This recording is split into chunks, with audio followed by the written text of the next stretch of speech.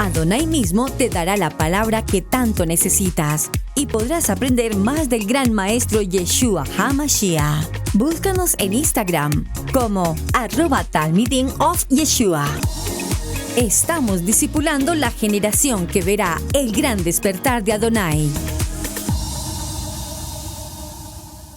Esto es lo que yo quiero enseñarles. Y de pronto, alguno también se siente identificado con esa parte. Entonces vamos a mirar. Sabemos que son las dos parashot, la Miketz al final y Vayigash, él se acercó. Cada uno ya tiene las partes. Y yo me pregunté, ¿y si somos espigas? ¿Y si nosotros somos espigas? Si somos esas espigas que en algún momento vio el faraón en el sueño. ¿Y cómo uno va a ser una espiga? Y entonces vemos en Génesis 41:5 que el faraón vio el sueño de las vacas. Y ya de pronto toqué un poco esa parte en el Shabbat, pero luego vi que él también vio unas espigas. Y esas espigas de trigo, las primeras que vio, estaban llenas y hermosas. Y crecían todas en un solo tallo. Y estaban llenas. ¿Llenas de qué? O sea, llenas como de trigo, ¿verdad? Estaban llenas y hermosas, pero ¿qué es algo lleno y hermoso? Por lo menos para el Eterno, ¿qué es algo hermoso? El Eterno, ¿qué ve hermoso? Y entonces fui a Números 24, versículo 2 al 5, que dice: Y alzando sus ojos, vio a Israel alojado por sus tribus, y el espíritu de Adonai vino sobre él. Entonces tomó su parábola y dijo Balaam, hijo de Beor, y dijo el varón de los ojos abiertos, dijo el que oyó los dichos de Adonai, el que vio la visión del Omnipotente, caído, pero abiertos los ojos. Cuán hermosas son tus tiendas, oh Jacob, tus habitaciones, oh Israel. Lo que Balaam estaba hablando fue porque dice, y el Ruach, el Espíritu del Eterno, vino sobre él. Y sabemos que Balaam quería ir y maldecir y recibir su platica, irme para su casa y listo, quedó. Pero él no pudo decir lo que quería. A él le tocó decir lo que el Ruach le decía que dijera, porque en ese momento tomaba posesión de él. Y el Ruach lo único que podía decir es: oh, cuán hermosas son tus tiendas, oh Jacob, tus habitaciones, oh Israel. Y ¿qué es hermoso para el Eterno? Y para el Eterno es hermoso, igual que el faraón vio muy hermosas esas espigas llenas, el Eterno ve hermoso a su pueblo cuando está bajo sus alas y cuando está bajo su instrucción. Eso lo ve hermoso el Eterno. Pero quizás en algún momento todos estamos acá, o sea, todos hemos venido, todos hemos llegado. Y en ese momento en que cada uno de nosotros llegó, ya sea en el nivel 1, 2, 3, el -0, todos los que existan, en donde hayamos llegado, llegamos y usted y yo somos conscientes. Llegamos con un espíritu, llegamos con un fuego, llegamos con una energía. Y entonces el Eterno decía: wow, cuán hermoso es mi hijo Israel, mi hija Azucena, wow, cuán hermoso es Abdiel, qué hermosa Hannah, oh, qué hermosa Leo, qué hermoso Damián, cuán hermoso es mi hijo Camilo, sí, claro que sí, acá me está haciendo caras, cuán hermoso mi hijo David, mi hijo Alex, mi hija Karen, mi hija Ruth, cuán hermosos son mis hijos. Pero resulta que después salieron otras 7 espigas, y esas espigas estaban secas y quemadas por el viento del este, y se comieron a las 7 espigas gruesas y llenas. Y entonces uno dice: seco, ¿qué es estar seco? Y en el mismo diccionario, en diccionarios tanto bíblicos como diccionarios particulares, lo busqué en ambas partes, seco es algo que está o falto de agua, o falto de grasa, o falto de hidratación, o falto de vigor, o falto de lozanía, o falto de vida, sea lo que sea, está falto. Algo seco es algo falto.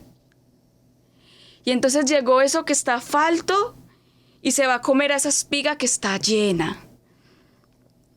Y vamos a mirar, dice, por ejemplo, en Jeremías 2:13, y es algo importante.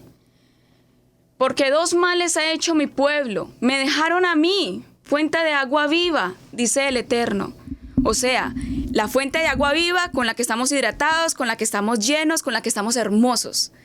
Pero a veces, y yo creo que nos ha pasado a todos, en algún momento usted se ha sentido seco. O no sé si en este momento se pueda sentir que esté seco. Cada persona sabe. Y él dice, me dejaron a mi fuente de agua viva y cavaron para sí cisternas rotas que no retienen agua. Y entonces cuando la cisterna a la que nos vamos, que no retiene agua, está rota, no tiene agua, y entonces nos secamos. Y viene esa espiga seca y se va a comer a la espiga que está llena y hermosa. Y quizás en este momento o en algún momento nos pasó, esperemos no nos vaya a pasar, estamos cavando otra cisterna y pasamos por el nivel 2 y conocimos todas las cisternas que existían porque nos las repitieron. El trabajo, el estudio, el novio, la novia, el esposo, los hijos, sea lo que sea, cada uno de nosotros sabe cuál es la cisterna. ¿Cuál es la cisterna que nos impide quizás orar el tiempo que orabas antes? Porque yo no sé si estás orando lo mismo, más o menos. Y no sé qué es esa cisterna rota a la que estás yendo, a la cual está impidiendo que vayas a la verdadera fuente de agua viva, que él mismo dijo, porque me dejaron a mí que soy fuente de agua viva. ¿Qué es lo que está haciendo que dejes esa fuente de agua viva? ¿Qué es lo que está haciendo que esa sequedad pueda llegar a esa espiga que el Eterno ve hermosa y se la coma? Luego miramos qué es el viento del este, porque estaban secas, pero también estaban quemadas por el viento del este. Y el viento del este es un viento que suele venir del Sahara, o sea que es un viento caliente del desierto, que viene con arena y todo, y entra a velocidades similares a las de los huracanes. O sea, imagínense ese calor y esa arena y ese viento, y viene con la potencia de un huracán y pasa por el trigo y seca la espiga. Y literal está en la Torá y dice, quemadas por el viento del este. ¿Qué es ese huracán? ¿Qué es ese viento del este que está viniendo y está secando esa espiga? Porque si dejamos que la espiga se seca, dice el sueño del faraón, que aunque las delgadas se comían a las gorditas, o las flaquitas se comían a las llenitas, parecía como si nunca se las hubieran comido. Es como si nunca hubiera estado allí. Esa hermosura de que el Eterno veía en ti. Esa entrega de que siempre te levantabas, no sé, 5, 6, 7 de la mañana y orabas una media hora. Siempre.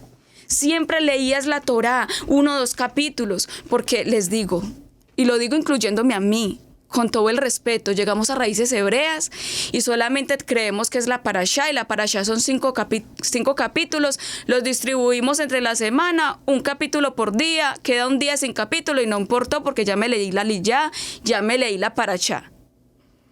Pero creo que antes nos leíamos hasta 2 y 3 capítulos diarios, porque nos enseñaron que las escrituras es para escudriñarla. Y no solo la Torá, es toda la escritura, no solo el Pentateuco, es toda la escritura, el Brit Hadashah y el Tanaj.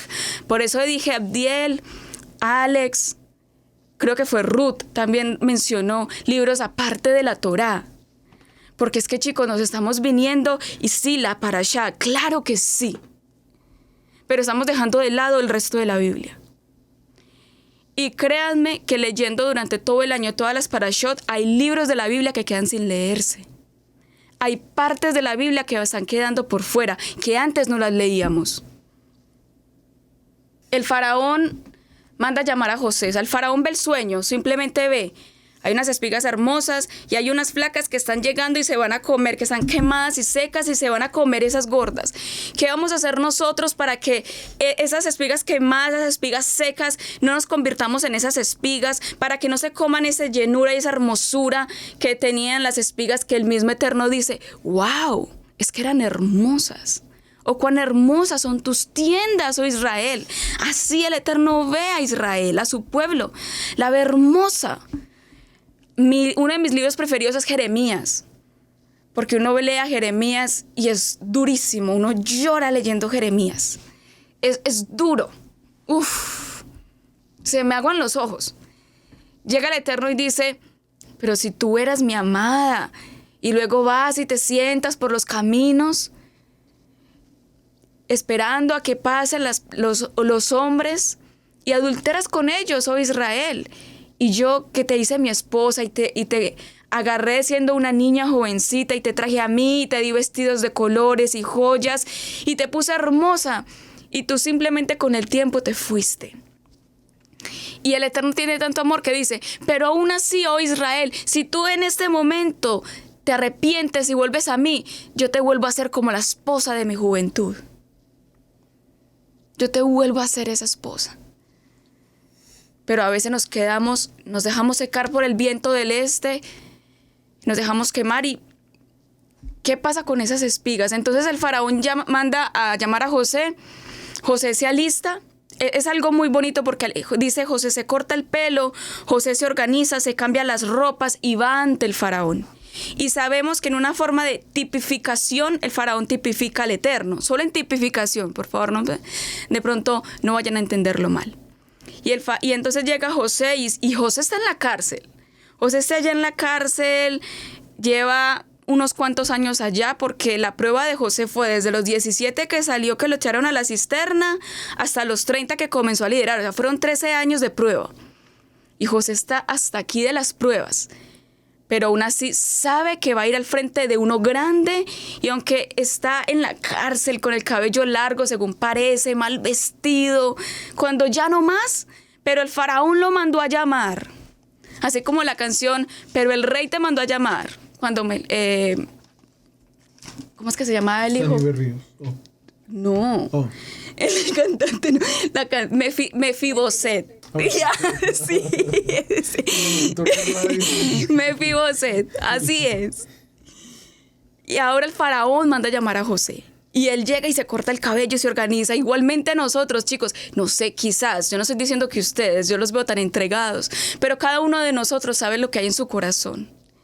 Y quizás el rey hoy te puede estar mandando a llamar, el faraón te manda a llamar y le dice, venga, siéntese, hablemos un momento. Entonces hay que cortarse el cabello, ponerse una buena ropa, organizarse, porque vamos para donde el faraón. Y José le contesta al faraón, el faraón le cuenta los sueños y José le contestó algo. Dice, los 2 sueños que tuvo su majestad son uno solo. Una vez más, ya sabemos, hay unas vacas y unas espigas llenas, gorditas, listas, acuerpadas, fuertes, llenas de vigor, hermosas para el Eterno. Y hay otras 7 que están ahí, como dice la Escritura, que el adversario es como un león rugiente buscando a quien devorar. Y entonces están ahí listas a comerse esas vacas gorditas, a comerse las espigas que están hermosas y vigorosas. Y él le dice, es lo mismo. Eso quiere decir que el Eterno, si se lo dijo, es porque el Eterno ya sabe que eso va a pasar. Y a veces cuando estamos a punto de deslizarnos, de cometer un error, o cuando ya estamos dejando la oración, la lectura de la palabra de lado, una vida de testimonio de lado, el Eterno lo sabe. Y Él inclusive le manda avisar a uno por medio de gente. No falta el que le diga a uno, ay, ¿verdad que es que usted es cristiano, cierto? Pero ¿usted por qué se está comportando así si no se supone que usted es creyente? Ay, pero tal cosa, ay, pero tal otra. Y siempre nos ponen las personas que nos advierten a lo que podemos caer si no persistimos en estar hermosos para el Eterno. Y él le dice, si el Eterno le dijo 2 veces es porque lo está resuelto a hacerlo. Y entonces José da un consejo. ¿Qué consejo da José? Él dice, es bueno que su majestad busque un hombre inteligente y sabio. Y esas palabras, si uno se quiere leer qué significa ser inteligente y sabio, léase todo Proverbios y queda uno listo. Porque Proverbios habla de la sabiduría y de la inteligencia desde el primer capítulo hasta el último capítulo. Termina con uno espectacular para nosotras las mujeres, Proverbios 31. Y entonces él dice, tiene que ser inteligente y debe ser sabio. Y todos sabemos el principio de la sabiduría, el temor al Eterno, ¿verdad? Pero también inteligente.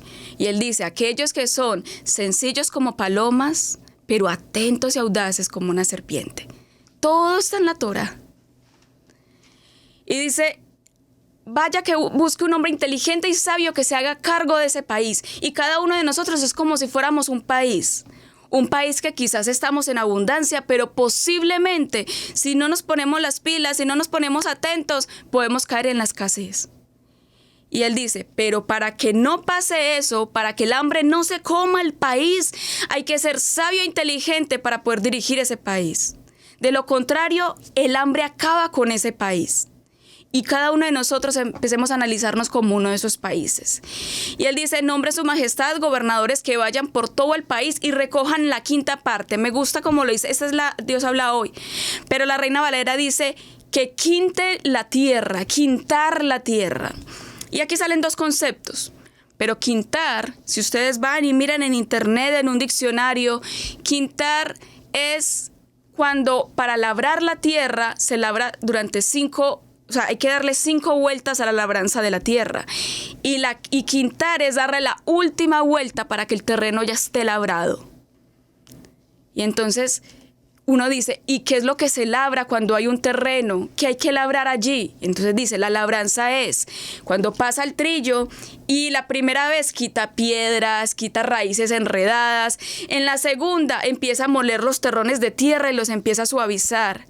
Empieza a hacer que si hay agua subterránea surja para que la semilla esté hidratada. ¿Qué es labrar? Labrar es empezar a quitar todo aquello que estorba en la superficie para poder sembrar la semilla. Y entonces por ahí podríamos comenzar a hablar pues la parábola de la semilla, pero está tarde. Y entonces quintar es hacer todo lo que hay que hacer en esa labranza, en esa tierra, para poder que renueve todo lo que se necesita en la siembra. Y que la siembra no sean unas espigas secas, sino que sean llenas y hermosas. Adicional también quintar, si ya lo miramos por la parte económica, es una forma de enseñarnos cómo ahorrar. La quinta parte de algo es el 20%. Diezmamos y guardamos adicional otro 10% y comenzamos a generar un ahorro mensual en nuestra vida, pero eso ya es algo más financiero.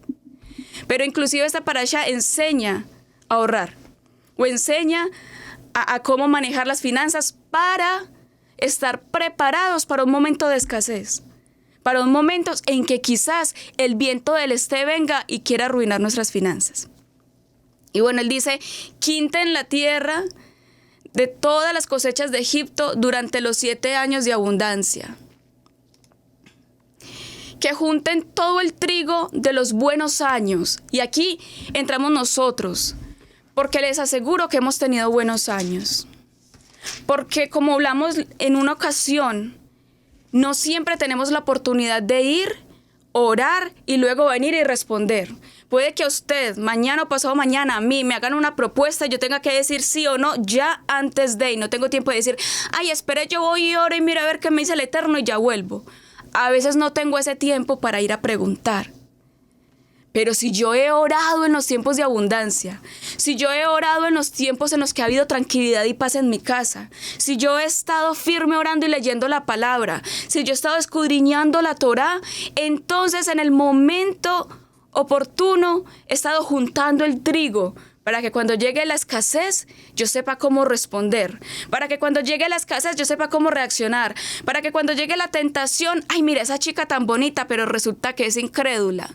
No es yugo igual. Yo sepa tener la abundancia en el corazón y decir con fuerza y con energía, no, porque es inconversa, no porque es inconverso.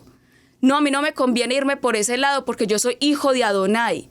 Pero si yo no he guardado en momentos de paz antes de que llegue la tentación y la prueba y no he estado allí con el Eterno en conversación diaria, difícilmente puedo responder bien en un momento de escasez. Y entonces dicen, juntemos. Si usted, amado, en este momento se siente súper bien, si siente que gloria al Eterno, no estoy teniendo pruebas en este momento, aproveche y junte. Aproveche la abundancia de paz, aprovéchela. Y ore y pida y junte, porque queramos o no queramos, el mismo Yeshua lo dijo, en el mundo van a tener aflicciones. Queramos o no queramos, van a llegar momentos de escasez, que es escasez quizás de paz en algún momento, escasez quizás de lo que sea. Entonces comenzamos a juntar y él le dice, junten lo de los buenos años. Muchachos, estamos en la edad... Ustedes casi todos son adolescentes. Y si yo todavía soy joven, ustedes mucho más. Junten de los buenos años. No sea que cuando empiece a llegar la escasez, no tengan lo suficiente para sostenerse. juntemos en estos buenos años. Y dice que todo lo pongan en un lugar bajo el control de su majestad. ¿De quién tipifica Faraón? El Eterno. ¿Quién es la majestad para nosotros? El Eterno. Juntar todo eso de los buenos años y ponerlo bajo el control del Eterno. Poner nuestros gustos, nuestras... a veces como que somos muy rápidos para reaccionar. Mejor dicho, poner todo, nuestro carácter, todo, aunque sea duro. Ponerlo, dice, bajo el control de su majestad. Y que los que guarden en las ciudades, porque lo que van a guardar en las ciudades va a servir para alimentar a la gente. Resulta, amado hermano, amada hermana, que si nosotros sabemos juntar y poner bajo el control de la majestad, cuando lleguen las personas que tienen hambre, que están secas, que están escasas, como eso lo mencionó mucho Karen, dar al otro, cómo llevarle la Torá al otro, cómo llevarle el mensaje al otro. Resulta que si no guardamos en los buenos años y no ponemos lo que guardamos bajo la voluntad del Eterno, no vamos a tener cómo alimentar a los demás. Porque si estoy seco yo, ¿cómo le voy a dar a los demás? Y dice, así que el trigo quedará guardado para el país, para que la gente no muera de hambre. ¿Cuántos hay afuera que están muriendo de hambre? A veces usted es el único que es creyente en su casa. A veces ni papá ni mamá son creyentes. Y a los jóvenes que se conectan los felicito. Porque a veces le echamos mucho la culpa a los papás. Y a mí me molesta eso. El pastor Camilo lo sabe. No, es que los papás lo malcriaron, es que los papás no lo llevaron a la iglesia, es que los papás no le insistieron. Yo creo que eso también va mucho más en uno. Por ahí dicen que la salvación es individual y en la Torá también está. Somos un pueblo, sí, pero cada uno vamos a dar cuentas individualmente. No porque mamá o papá no se congreguen, no es excusa para yo no congregarme. Y lo digo por experiencia. No es excusa, no hay una excusa alguna. Está en la responsabilidad propia y de cada uno. Entonces él dice, la gente no puede morir de hambre. Quizás usted es el único creyente en su casa. Y quizás mamá, papá, hermanos, compañeros, amigos están muriendo de hambre afuera. Pero si no estamos llenos y vigorosos como esas espigas que estaban gordas y llenas, ¿cómo le vamos a llevar trigo a unas personas que están muriéndose de hambre? Y aquí dice, ¿estamos recogiendo entonces en momentos de abundancia? Ya esa pregunta queda para cada uno de nosotros. Estamos en edad de abundancia, muchachos. No sé si cada uno de nosotros estamos escogiendo en ella. Así que no hay nadie más inteligente y sabio que tú, le dijo el faraón. Listo, ya me dijo lo que hay que hacer. No se preocupe, no hay nadie más inteligente y más sabio que tú. No lo hay, te escojo a ti. ¿Y quién apareció? ¿A quién escogió el Eterno? A su imagen. Él dice que Él se hizo carne y habitó entre nosotros. Él habitó entre nosotros como Yeshua, porque no había nadie más inteligente y sabio que Él, porque Él era el Rey de Reyes y el Señor de Señores. Y el mismo Eterno, representado aquí como Faraón, dice, aunque yo soy el Faraón, nadie en todo Egipto moverá un dedo sin tu permiso. Y así en la tierra, ninguno de nosotros podemos a lo último hacer nada si estamos separados de Él. Ninguno de nosotros podemos hacer nada sin el permiso de Yeshua. Por eso toda oración que hacemos siempre decimos, en el nombre de Yeshua, amén. Porque todo va por medio de Yeshua. Nosotros que antes no éramos pueblo y que ahora somos pueblo por medio de Yeshua. Y es Él el que nos llena. Y dice, ¿por qué José tipifica a Yeshua? Aquí una vez más, una clave más. José tenía 30 años cuando lo llevaron ante el faraón y comenzó a gobernar. Yeshua tenía unos 30 años cuando comenzó su actividad. Lucas 3:23, si no estoy mal. Ahí está. 30 años tenía uno, 30 años tenía el otro. Comienza a gobernar Yeshua y José. Y José se despidió del faraón y comenzó a viajar por todo Egipto. Yeshua, dice la Torá, no se aferró al ser igual a Elohim como algo a que aferrarse, sino que se despojó a sí mismo y habitó entre nosotros, humillándose y tomando forma de hombre. y se humilló en una muerte como muerte de cruz. Y entonces Yeshua vino y comenzó a viajar por todo Israel. Comenzó a caminar por todo Israel y había algo especial. La tierra produjo muchísimo durante los 7 años de abundancia. La tierra, Israel, produjo demasiados creyentes cuando Yeshua estuvo. Pero uno dice, pero ya no está Yeshua. Pero cuando estuvo Yeshua, muchos creyentes habían. Y resulta que José recogió todo el trigo y así Yeshua recogió un montón de personas en Israel que lo seguían.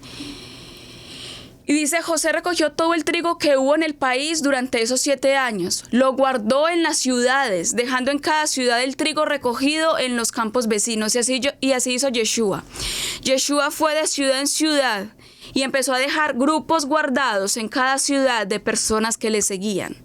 Y uno dice, ok, muy bien, pero Yeshua murió y se fue. Acuérdese, mientras estuvo Yeshua, estuvo la abundancia de la fe. Y José recogió trigo como si fuera arena del mar. Y nos acordamos que también dice la Torá que primero habían unos 5,000 y les dio de qué comer, luego hubo unos 3,000 y les dio de qué comer, y a donde iba había multitud. Y en Apocalipsis dice que habrá un remanente de toda raza, lengua y nación, todos estarán vestidos de lino fino y serán una multitud que nadie la puede contar, nadie la podrá contar. Y bueno, él recoge ese trigo, como si fuera arena, y era tanto el trigo que dejó de medirlo. Era tanto el trigo que dejó de medirlo, era tanta la gente que seguía a Yeshua, que Yeshua lo último solamente había números grandes, 3,000, 5,000, 7,000. No se podía llevar la cuenta de la multitud. Pero, hay un pero. Había un momento en el que Yeshua ya no iba a estar. Había un momento en el que José iba a dejar de recoger e iba a empezar a escasear. Y entonces le preguntan a Yeshua, ¿acaso los acompañantes del novio, cuando él estaba con sus discípulos, no ayunan? Y entonces el Eterno, Yeshua les dice, pero vendrán días cuando el novio les va a ser quitado y entonces van a ayunar. ¿Esto qué nos da a mostrar a nosotros? Había mucha abundancia de gente en Israel cuando Yeshua estaba ahí, pero Yeshua muere y la gente dice que después se esparcen, algunos se guardan y pareciera como si nadie hubiera sabido de Yeshua, porque si uno va y lee la Torá, todos gritaban, sí, asesínenlo, mátenlo, y uno decía, ¿y entonces los que habían creído en él dónde están? Yeshua ahora ya no está con nosotros, él nos dio el Ruach HaKodesh, claro que sí, pero él nos dio una clave para que esa llenura no se acabara, para que esa llenura no se volviera escasez. Él dijo, listo, hay mucha abundancia mientras yo estoy aquí, estoy recogiendo mucha gente mientras yo estoy aquí, y mientras ellos están conmigo no están ayunando, pero va a llegar un momento en que el novio va a ser quitado, y entonces van a ayunar, y entonces van a tener que buscar más del Eterno, van a tener que orar más, van a tener que leer más la palabra. Igual pasa con las espigas. Va a llegar un momento en que la abundancia está muy llena, la espiga, está muy llena, muy abundante, pero si esa espiga no se doblega ante Adonai, como nosotros como espigas, y no comenzamos a buscarlo en ayuno, en oración, en lectura de la palabra, porque es muy fácil uno conectarse y entrar a Zoom cada 8 días. Irse y sentarse en la silla, en una banca de un lugar es fácil. Pero diariamente tu relación con el Eterno, ¿cómo es? Estás yendo a la fuente de agua viva, te estás llenando, estás quintando la tierra y labrándola y quitando todo cada día, todo lo que está estorbando. Estás siendo llena esa tierra de nutrientes y de agua, por lo cual se labra. Estás ayunando para que eso se forme, o estamos dejando que las espigas se vuelvan secas y quemadas por el viento del este, como las espigas que soñó el faraón que iban a hacer. Búscanos en Instagram como @talmidim of Yeshua. Estamos discipulando la generación que verá el gran despertar de Adonai.